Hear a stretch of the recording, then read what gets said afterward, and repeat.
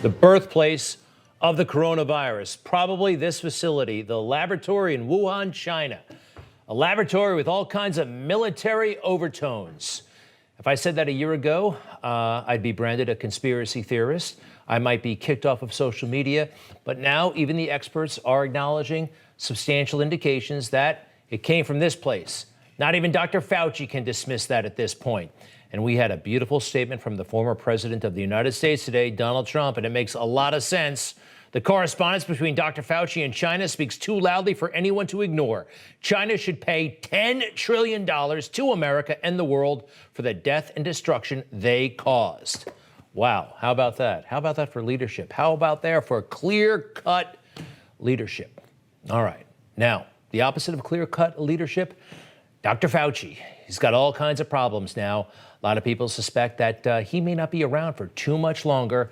Dr. Fauci has been, let's face it, incorrect, inconsistent, a bureaucrat playing both sides. And I think he let down President Trump. He let down the country, probably letting down in his own way Joe Biden.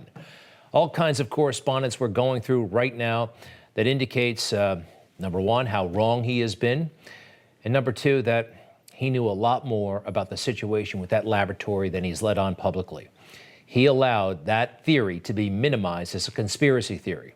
He knows better, and he knew better. Now, what is the mainstream media going to do? Are they going to call him out on this stuff? Remember, they've been in love with him for a long time, all of those beautiful profiles. I saw one reporter who went jogging with Dr. Fauci. Somehow, he came out a hero in all of this with them. Maybe because he signaled he didn't like Donald Trump.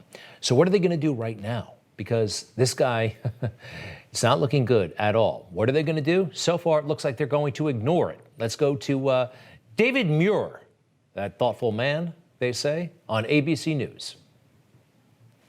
Dr. Fauci making news late today talking about those states where the vaccination numbers are considerably lower than the national average, and his concern as we now head toward the 4th. Exactly, David. Dr. Fauci says what he doesn't want to see are these mini little outbreaks in those areas. This was on the evening news. Nobody cares about what he's talking about with the mini outbreaks and all. He's been saying that stuff for a year and a half. We care about the emails right now, and the stuff that he was saying and the stuff that he was reading. Why didn't they ask about that? And when they do ask, they do it in the most polite, utterly cautious way. Here's NBC News.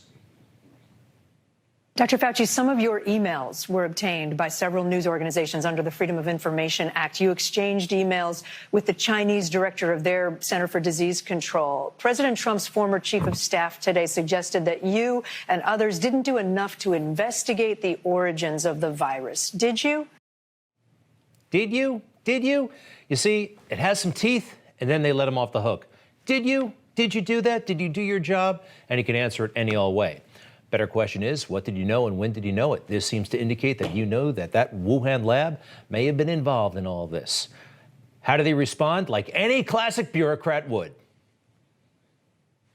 So when you talk about investigating the origins, I don't believe that that's the role of the National Institutes of Health. Ah, right? Not my job. Just like any good bureaucrat. But most bureaucrats don't wind up on the cover of InStyle magazine. That's what did it for me, this little moment. I'm like, wait a second. The whole country is suffering, and he's having a grand time in sunglasses by his pool. It made no sense. So when I heard about his book deal, I wasn't totally shocked. A book deal while you weren't working, while this city was shut down, the country was shut down, the world was shut down. He had a documentary film crew following him around, and he wrote a book. You have time to write a book. Think about the busiest time in your life. Everybody has a crisis or two, at work, at home. Could you write a book during one of those crises? Nobody could. No normal person could. No responsible person could. He's poised to make a lot of money. And here's the giveaway that he's going to make a lot of money on this book. National Geographic, the publisher, they put this out. He will not earn any royalties from its publication. What an interesting phrase. Royalties. That means you get like $1 every time a book is sold or whatever. You get a portion of the proceeds. Nobody makes money that way. You make money on the advance. Just ask Governor Cuomo. Governor Cuomo made $5 million on the advance, the upfront money. You know, here it is upfront. We may or may not even make that money back, but you get $5 million. How much did Fauci get? I would really, really like to know. All right, AOC, we got to update you on a little episode she's having. Yeah, not that one on the floor, although it was a wild one when she was flailing like that.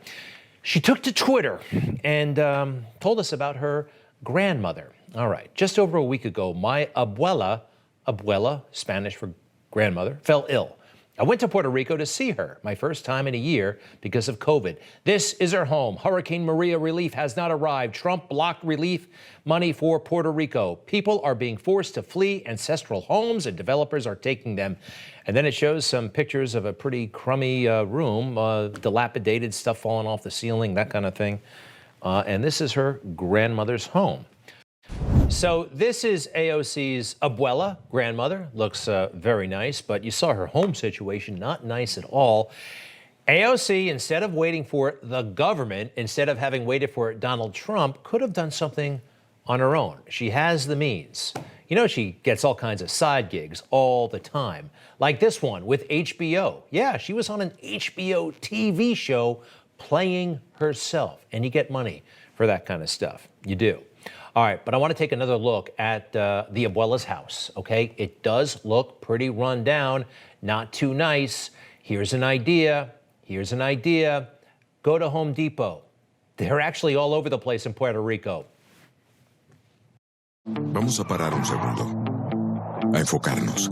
Vamos a visualizar nuestra idea y vamos a romper con lo esperado.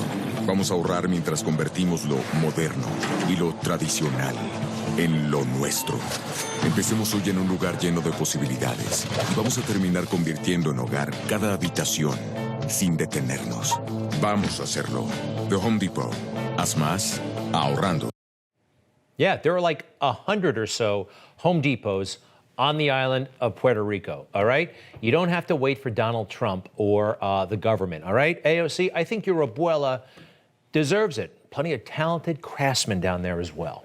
You just watched Newsmax TV, America's fastest growing cable news channel, now in more than 70 million homes. You can get Newsmax TV on your cable system or check your cable guide. And if your system doesn't carry Newsmax, call them, tell them you want Newsmax TV, because we're real news for real people.